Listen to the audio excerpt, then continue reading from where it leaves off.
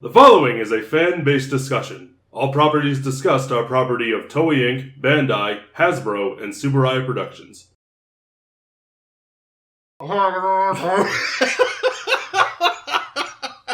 You can always tell in our videos whenever we watch something or think about something or talk about something that really makes us laugh. Yes. Because we'll just work it into the video with no context. Hello, everybody, and welcome back to Tokutalk. Watch Dogen's video about Japanese politicians for context. It's amazing. Welcome back to Tokutalk. Welcome back to Tokutalk. This week, in order to finish up on our storytelling retrospective, we'll be talking about storytelling in the thousands and the tens. For Super Sentai. Yes, for Super Sentai. This is an interesting time again. We have moved on from the much more episodic plots. And even if they are episodic, character growth and expansion happens a lot more during this period. A biggest one of that obviously being Deca Ranger. Where it's super episodic, but man, do those characters have to grow throughout that show to get where they are 10 to 15 years later. Because we'll inevitably end up seeing Lord knows, because they keep bringing them back. 2 years until 20. We'll see them again. And I'm looking forward to it. I am too. But yeah, let's talk about some storytelling beats. What is it? I'm just bringing up a list of the Sentai. Time Ranger, of course. Which we begin in the year 2000. Yeah, so we're not going to go like series by series. I feel like we'll just give sort of examples of things that we've noticed more. We get a lot more story-based storytelling in this show. Really do we now? That show. And never would have guessed. The characters start becoming a lot more prominent, I feel, in this time. We got this a lot in the 90s, but I really feel like they really went in from Time Ranger onward. Time Ranger being like a really big example of that. Deca Ranger, because just how big that's gotten. Magi. Boken to a lesser extent. Geki. Shinkenger. So I skipped one there. Just speaking about the thousands here, but I love how they started telling stories. It felt like it made me want to watch a lot more each week. Like, we had Die Ranger back in the 90s, and of course Jetman. But with this, it really feels like we're going back a little bit more to that Jetman, Liveman era of the stories being just the driving force throughout this. At least for the thousands, yeah. I think that the storytelling we see in this time it's about our characters. They don't so much become different by the end, but they're striving to become the best versions of themselves. Yeah. And I think that's something you see a lot throughout this time period. Agreed. Where I'll pull the first Sentai I watched, Gokaiger. And I think about how Captain Marvelous, he's like the same character. Pretty much everyone in that show. They're the same character at the start of the show that they are at the end. Not exactly a bad thing, but they are like a more refined version of themselves, and you feel like you've come to know them as friends with all the time that you've spent with them. And, week to week, you're seeing them like overcome like a little personal struggle here and there. They're still them at the end of the day. Yeah. But they're just like a better version of them. Yeah. That's how I feel. Also, what do you think of that? Yeah, and I can definitely agree with that. Especially when you start seeing people coming back in Gokaiger. You have like Kai from Magi Ranger. He's a lot... this is more a maturity thing, but he's a lot more calm. Yes. By the time Gokaiger rolled around. You see this especially with Jan. I was going to say, Geki Red is... Taking a few chill pills. Whoosh. But when he gets really excited, like, it's still there. That energy is definitely still there. But he's definitely mellowed out a little as time has gone on.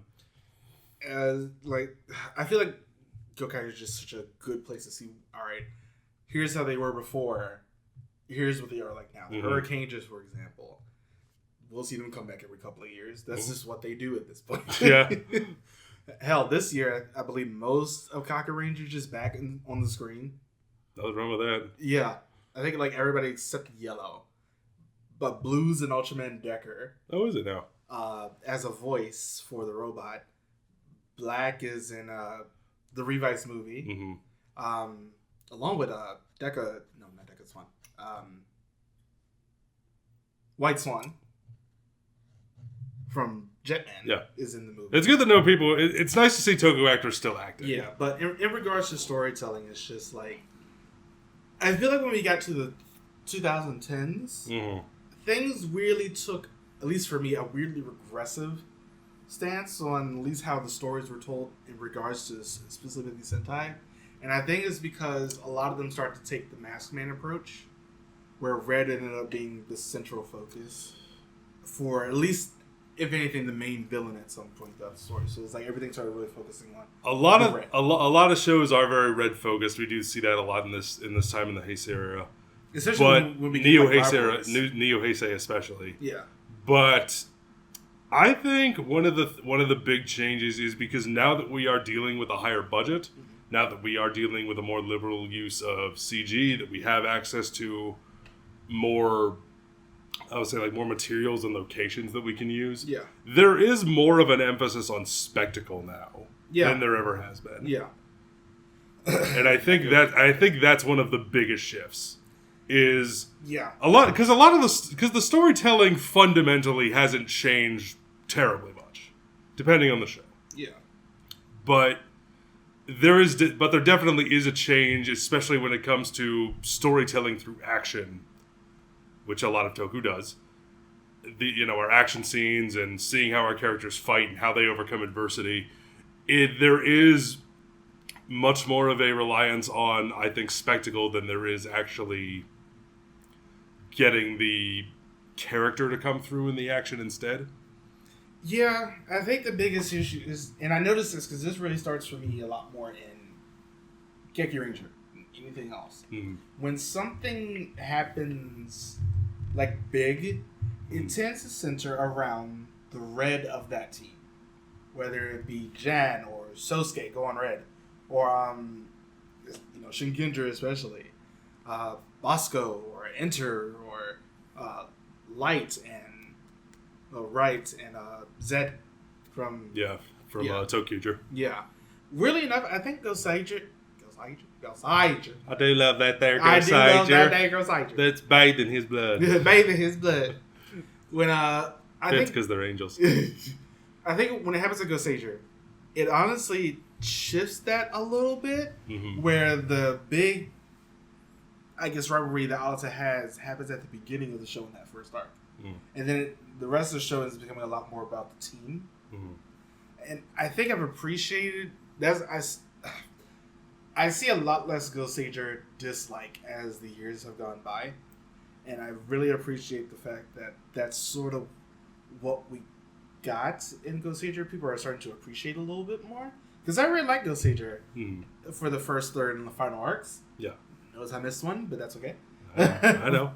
But yeah, when Alata ends up having his big thing at the beginning, it's just like, all right, he's not going to get anything else for the rest of the show.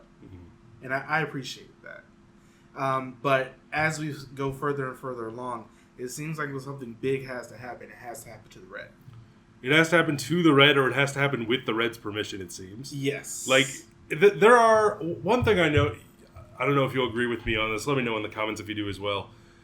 I feel like a lot of stories in this era, we see... Whenever something happens to one of the other Rangers, there has to be a moment where the Red Ranger comes up and is like, you are experiencing character development. Or like, let me put my hand on your shoulder and say, this is what you're feeling. This is what is happening. I give you my permission to grow and develop as a person. But they have to give, Red has to be there to give them a little bit of a pep talk, which I understand they're there as their leader. Yeah. But that puts a dampener on the interpersonal relationships. Yeah. Weird enough, I think... Because one of the things that I do like is when we see, bonds that form throughout the team. Yeah. Whether that's, like a friendly rivalry, whether it's romance, what have you. or just like good old-fashioned friendship. It has been turned on its head a couple of times. One that immediately comes to mind is actually Bokenger. Because the big rivalry that happens in that show is actually Boken Black. It's not Akashi. That's his name. I was going to say Alata. I knew that was wrong. So I was like, no, that's Goseiger. Yeah, when they give it to somebody else, I think that actually gives a little bit more dynamic to the team itself. Especially because Boken Black had so many issues with Takashi going into that show. But then you end up having something on the other hand, like King, where, yes, everybody else has something to more or less do, mostly just black and green. And, of course, Uchi. But it ends up taking second fiddle to him being so good. Everything that happens to the other characters happens either with his permission or it's something as a result of him taking the focus. Yeah. Everything needs his permission to happen in that show. Yeah. I mean, like I said, they had Ian and Green learning that new technique. And Uchi fighting the gold. Those are like the other big ones, but you had so many other characters in that show and they got like nothing, pretty much. Or if they did get something, King stole focus. This weirdly enough happens a little bit in Zyuohger as well. And it really happens a lot in Kyuranger. Because it's either going to be Lucky taking focus, or in some cases it's going to be the other end, Tsurugi taking focus. Except in Stinger's story, which was still Stinger's story. That's sort of the problem with Kyuranger, that quite a few characters got left behind. Go watch our Kyuranger review as we talk about that. But quite a few characters got left behind in that show because of Lucky. You are dealing with a cast that's that big, yeah. And I feel like they didn't split it up enough. No. Which, it's ambitious. It's ambitious, and I admire them for taking the risk. But and they had to wait to a movie. Yeah, it's unfortunate because I like her. But on the other side, you have something like Kira Major. Or Lupat. Or Lupat. Both of which I think are easily up there with the best. I think Kira Major is the best. Yeah. So the best that this genre has to offer. This medium has to offer of Toku. And the way that it is, like Kira Major especially, is extremely back to basics. It is very much Monster of the Week. But the way they use those Monster of the Week stories to put its characters at the forefront, and the way they are able to use action scenes creatively and have everyone use their powers in interesting ways, find different ways they can play to each other's strengths. So good. It's so weird, and even though I know this isn't the time frame, it's like thing about Kyoryuger and honestly Dawn Brothers, which sort of have the same version of the Red Ranger, but just really different energy levels. Because Don Momotaro is pretty, I'm not going to say low-key, but he's very abrasive to work with. But he's also, at the same time, From what I've seen, I can agree. Yeah, he's also perfect. But, unlike King, it causes a lot of abrasion with the rest of his team. With King, it's like everybody sort of fell in after a certain point. Because the writers didn't give them a choice. Yeah. Partially. And Dawn Bros, that's not happening. They still have a lot of issues with it. It's been fun to watch, though. So at least there's that. There you go. But I just wish, and I'm sort of happy this is happening in Dawn Brothers, and it happened a little bit in Kaiser as well, where it's just like the main character is the main character, and a lot of things happen around him. And Dawn Brothers is not really happening. But it seems like it sort of floated back and forth on what exactly they wanted to do. Ryu Soldier we haven't talked about at all. But almost everything big that happens in the show happens to Red. I feel like the less said about Ryu Soldier, the better. That's fair. Just because oh man, that show's terrible. That's fair. But we haven't even talked about Guy Ranger at all. But at the same time, who cares? I'm sure somebody does. The one of you. I'm sure it's somebody's favorite. Every show is probably someone's favorite. Yep. Anyway. Yeah, I felt a little bit less until Zenkaiger, because I was sort of cool on Kira Major. I felt sort of like this with a lot of the shows, especially the ones that came post Gokaiger. Quality is inconsistent. Very much so. But when it hits, it really hits. It's like Go Busters had a fun time going into pretty much being the main part of that. Kyoryuger just irked me. I really enjoyed Tokuuger. because I really enjoyed that story. Mm. And I think that the story and the characters in that, especially when you start focusing a little bit more on the villains, I honestly think you end up getting a lot more dynamic. Go say dynamic. Between pretty much the... I mean, especially in Tokutalk, especially, they're well-written villains. Yeah, they are well-written villains with hopes and wants and dreams, aside from that are, something other than I want to take over the world. I mean, it is that, but it's like they're each doing it for their own reasons. I think this is the reason why Geki and Toku stick a lot more in people's minds sometimes. And things like Live Man and Jetman as well. Mm-hmm. Because the villains are so goddamn compelling. Mm-hmm. It's just like, they are fun to watch. We want to know what happens to them. Mm-hmm. It makes the show just more fun to watch at the end of the day. And when you don't have compelling villains, it beats your story with a dead stick.